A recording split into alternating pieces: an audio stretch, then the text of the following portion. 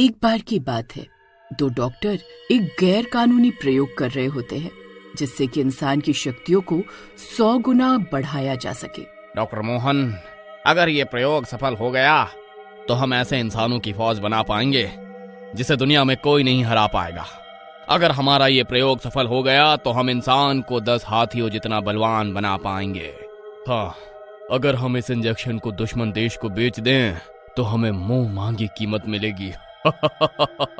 फिर वो दोनों उस इंजेक्शन को एक चूहे पर लगाते हैं और देखते ही देखते वो चूहा बहुत बड़ा और शक्तिशाली बन जाता है। फिर वो चूहा इतना शक्तिशाली बन जाता है कि अपना लोहे का पिंजरा ही काटने लगता है। डॉक्टर राजेश, जल्दी से इसे मार डालो। अगर ये अपना पिंजरा तोड़कर बाहर आ गया तो हम नहीं बचेंगे। फिर डॉक्टर उस चूहे को जहर का इंजेक्शन देकर मार डालते हैं। आखिरकार हमारा प्रयोग सफल रहा। बस अब हमें इस प्रयोग को इंसानों पर करना है, लेकिन हम इंसान कहां से लाएंगे? यहाँ शहर के लोग तो बहुत चालाक है, वो ये इंजेक्शन नहीं लगवाएंगे। एक काम करते हैं, पास के गांव में चलते हैं। गांव के लोग भोले भाले होते हैं, वो हमारी बातों में आसानी से फंस जाएंगे। फिर अगले ही दिन वो पास के गांव में अपना कैंप लगा लेते हैं और 10-15 लोगों को बहला फुसलाकर टीका लगवाने के लिए राजी कर लेते हैं। अरे डॉक्टर साहब, मुझे बहुत कमजोरी महसूस होती है। इसीलिए तो सरकार ने हमें यहाँ भेजा है। ये टीका लगाते ही तुम्हारी सारी कमजोरी सही हो जाएगी। फिर वो डॉक्टर गांव के 15 लोगों को टीका लगाकर उन्हें घर भेज देते हैं। बस हमें कल सुबह तक का इंतजार करना है, फिर देखते हैं हमारा प्रयोग सफल होता है या नहीं। फिर वो सब गांव वाले अपने अपने घरों की ओर चले जाते हैं। अरे यार, जब से टीका लगवाया है दिल की धड़कन बहुत तेज हो गई है। क्या हुआ जी? अरे आज गांव में एक कैंप लगा था, वहाँ कमजोरी दूर करने का टीका लगा रहे थे सरकार की तरफ से। मुफ्त का था इसीलिए मैंने लगवा लिया।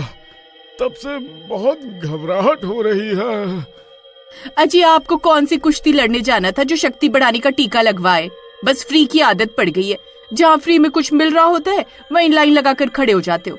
लो पानी पी लो और चुपचाप सो जाओ। फिर हीरा पानी पीकर सो जाता है। फिर आधी रात होते ही उस टीके का असर होने लगता है। हीरा जोर जोर से गुर्राने लगता है। अजी क्या हुआ जी? आप ऐसी आवाजें क्यों निकाल रहे हो जी? आप ठीक तो हो ना? तभी देखते ही देखते हीरा ज़ॉम्बी में बदलने लगता है। मुझे इंसान का मांस खाना है। अजी, अजी ये आपको क्या हो गया जी? आप तो राक्षस में बदल गए। हे भगवान, ये क्या हो रहा है? फिर वो ज़ॉम्बी सुमन के पीछे भागता है। सुमन उससे बचने के लिए घर से बाहर की तरफ भागती है। अरे मर गए रे! अरे कोई बचाओ बचाओ! अरे ये तो ज़ॉम्बी बन गए। फिर सुमन भागती हुई घर से बाहर निकल जाती है और घर का दरवाजा बाहर से बंद कर देती है। फिर हीरा खिड़की से सुमन को देखकर गुर्राने लगता है। अजी ये सब क्या हो गया? अब ज़ॉम्बी कैसे बन गए? अब मैं क्या करूं? कहाँ जाऊं? किससे मदद मांगू? एक काम करती हूँ, कमला भाभी के घर मदद मांगने जाती हूँ। फिर वो भागते हुए पड़ोस में रहने वाली कमला के घर जाती है और उसका दरवाजा जोर जोर से खटखटाने लगती है। कमला भाभी दरवाजा खोलो, देखो ना इन्हें क्या हो गया है। तभी कमला चिल्लाते हुए घर का दरवाजा खोलती है और बाहर की ओर भाग जाती है। अरे भागो रे! अरे सुमन, वहां से भागो नहीं तो ये तुम्हें कच्चा खा जाएंगे। फिर सुमन घर के अंदर झांक कर देखती है तो कमला का पति भी ज़ॉम्बी बना हुआ होता है और उसी की तरफ आ रहा होता है। रुक, तुझे खाकर अपनी भूख मिटाऊंगा। फिर सुमन जल्दी से दरवाजा बंद कर देती है और वहां से भाग जाती है। अरे ये सब क्या हो रहा है? आखिर ये सब आदमी ज़ॉम्बी क्यों बनते जा रहे? अरे कमला बहन रुको, मेरे लिए रुको। फिर पूरे गांव में चीख पुकार मच जाती है। गांव की बहुत सारी औरतें अपने अपने घरों से भाग रही होती हैं। कमला भाभी ये सब क्या हो रहा है? हमारे पति अचानक से ज़ॉम्बी क्यों बनते जा रहे हैं? पता नहीं सुमन बहन, ये सुबह किसी डॉक्टर के कैंप से कोई टीका लगवा कर आए थे, फिर शाम से शिकायत कर रहे थे कि बहुत घबराहट हो रही है, फिर रात को अचानक से ज़ॉम्बी बन गए। ये उस टीके की वजह से ही हो रहा है। तभी बहुत सारी औरतें वहां इकट्ठा हो जाती हैं। दीदी देखो नहीं क्या हो गया, ये मेरी जान के दुश्मन बन गए, ज़ॉम्बी जैसे बर्ताव कर रहे हैं। डरो नहीं बहन, तुम अकेली नहीं हो, हमारे पति भी ज़ॉम्बी बन गए हैं। फिर वो सब ज़ॉम्बी अपने अपने घरों का दरवाजा तोड़कर गांव की सड़कों पर आ जाते हैं। अरे भागो रे, ये सब नास मिटे ज़ॉम्बी की तरह ही सो रहा रहे। ये कमबख्त तो हाथ धोकर पीछे पड़ गए। हमें उस डॉक्टर के कैंप को ढूंढना होगा, ये उसी की वजह से हो रहा है, चलो मेरे साथ। फिर वो सब औरतें उस कैंप को ढूंढने में लग जाती हैं और बहुत देर ढूंढने के बाद कमला को दूर वो कैंप दिखाई देता है। अरे बहनों वो देखो, वो रहा वो कैंप, चलो। फिर सब औरतें उस कैंप की ओर दौड़ने लगती हैं। वो सारे ज़ॉम्बी भी उनका पीछा करने लगते हैं। भागकर कहाँ जाओगे, आज तुम्हें कच्चा खा जाएंगे। फिर सब औरतें उस कैंप में पहुंच जाती हैं। वहाँ वो दोनों डॉक्टर सो रहे होते हैं। अरे नास मिटो, यहाँ घोड़े बेचकर सो रहे हो, वहाँ हमारे पति ज़ॉम्बी बने हुए, उठो जल्दी। ज़ॉम्बी? अरे हमने कुछ नहीं किया, हम इस बारे में कुछ नहीं जानते।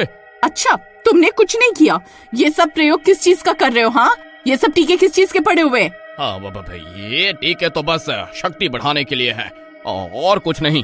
सुमन बहन, तुम इस फर्जी डॉक्टर को पकड़ो, मैं इसे ये टीका लगाती हूँ। अरे नहीं, ऐसा मत करो, हमसे गलती हो गई, हो सकता है हमारा प्रयोग असफल हो गया है।